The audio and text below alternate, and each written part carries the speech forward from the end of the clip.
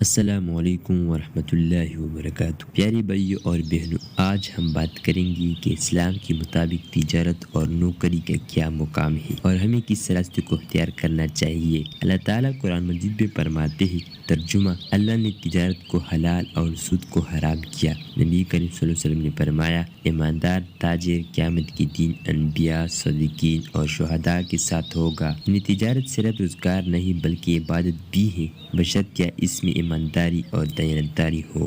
تجارت کی برکتیں: روزگار کے مواقع پیدا ہوتے ہی انسان خود مختار ہوتا ہے، رزق میں کشیدگی اور برکت آتی ہے۔ لیکن سوال یہ پیدا ہوتا ہے کہ کیا صرف تجارت ہی کرنی چاہیے؟ نہیں، اسلام نے نوکری کو بھی جائز قرار دیا ہے۔ حضرت عمر فاروق رضی اللہ عنہ کے زمانے میں لوگ حکومت، فوج اور دوسرے محکموں میں نوکری بھی کرتے تھے۔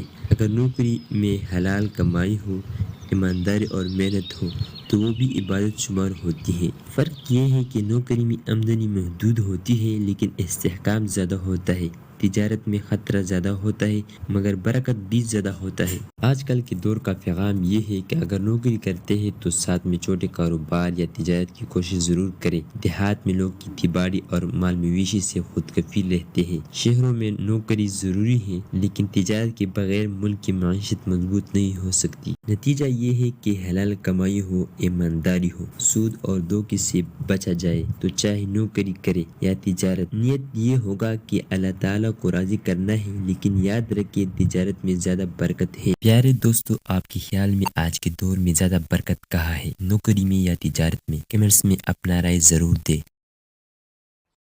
اگر آپ کو یہ ویڈیو پسند آئی تو لائک کرے، شیئر کرے اور ہمارے چینل کو سبسکرائب کرے تاکہ آپ کو مزید مفید معلومات مل سکے۔ جزاک اللہ۔